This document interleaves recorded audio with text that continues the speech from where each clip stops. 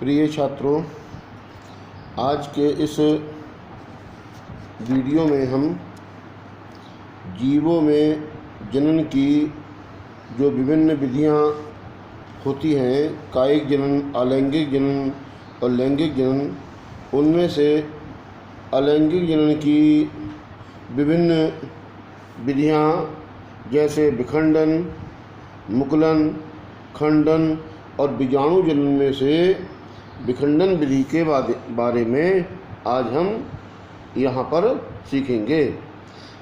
इस विखंडन क्रिया में कि एक कोई कोशिका दो या दो से अधिक भागों में बट जाती है, तो इस क्रिया को हम विखंडन कहते हैं। अर्थात किसी कोशिका जनन की वह प्रक्रिया जिसके अंतर्गत कोई कोशिका दो या दो से अधिक भागों में विभक्त हो जाती है, उस क्रिया को हम विखंडन कहते हैं। खंडन के आधार पर इसको हम द्विविखंडन या बहुविखंडन के नाम से भी जानते हैं। अगर कोई एक कोशिका दो कोशिकाओं में विभक्त होती है तो उसको हम द्विविखंडन कहते हैं, और जब कोई कोशिका दो से अधिक भागों में विभक्त होती है तो उस विखंडन की प्रक्रिया को हम बहुविखंडन कहते हैं। विखंडन की तीसरी और एक प्रक्रिया होती है जिन कोशिकाओं में एक से अधिक केंद्रक पाया जाता है, उसमें अलैंगिक जनन की क्रिया को हम प्लाज्मोटोमी कहते हैं। अब सबसे पहले हम द्विविखंडन के बारे में समझेंगे। ये प्रक्रिया एक कोशिकीय जंतुओं में भोजन और तापमान की अनुकूलता के समय होती है। पुनः अनुकूलता माने कि ऐसा टेम्परेचर और भोजन की पर्याप्त मात्रा जिसमें उनका विकास अधिक तेज़ी से हो सकता है, ऐसे समय में इन एक कोशिकीय जीवों में द्विविखंडन की क्रिया होती है।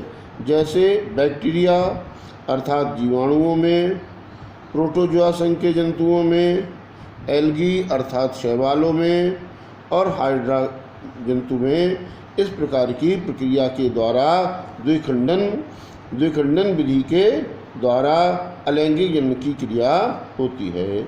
इस क्रिया में क्या होता है कि कोशिका का जो केंद्रक होता है वह सूत्री कोशिका विभाजन के द्वारा दो भागों में, दो केंद्रकों में विभक्त हो जाता है। केंद्रक के विभक्त होने के पश्चात इनका कोशिका द्रव्य भी विभक्त हो जाता है, और इस प्रकार एक कोशिका से दो कोशिकाओं का निर्माण हो जाता है।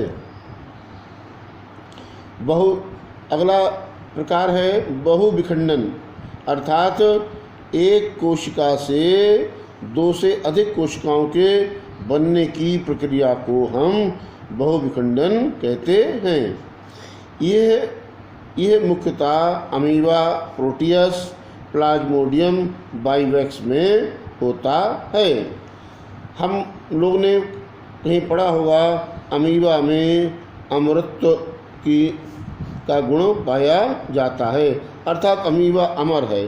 कारण क्या है? अमीबा में बहुविखंडन के द्वारा उसके एक अमीबा से अनेक अमीबा का निर्माण हो जाता है, इसीलिए उसमें अमृत का गुण पाया जाता है।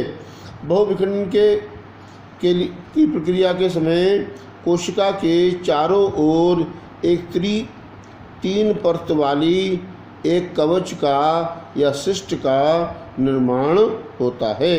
उसके उपरांत कोशिका में एक केंद्रक अनेक केंद्रकों में विभक्त हो जाता है।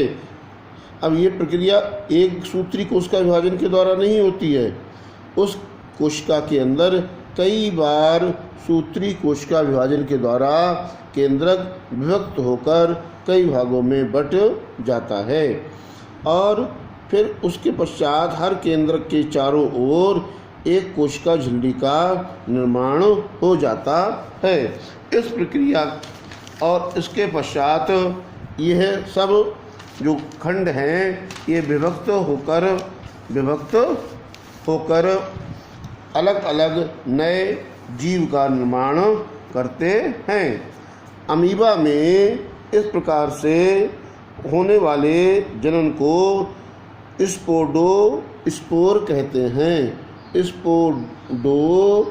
स्पोर कहते हैं और प्लाज्मोडियम वाइवेक्स जिससे कि मलेरिया रोग होता है उसमें इस प्रक्रिया को हम स्पोरोजोइट्स कहते हैं। और अंतिम विखंडन की प्रक्रिया का भाग है प्लाज्मोटोमी। बहुकेंद्रीय जो जनक होते हैं उनमें केंद्रक का विभाजन होता है परंतु कोशिका का विभाजन नहीं होता है, अर्थात कोशिका के विभाजन के बिना ही बहुकेंद्रकीय संतति के बनने की प्रक्रिया को प्लाज्मोटोमी कहते हैं। आज इस वीडियो में बस इतना ही। अलैंगिक जनन की जो अन्य विधियां हैं उनको हम लोग अगले वीडियो में जानेंगे।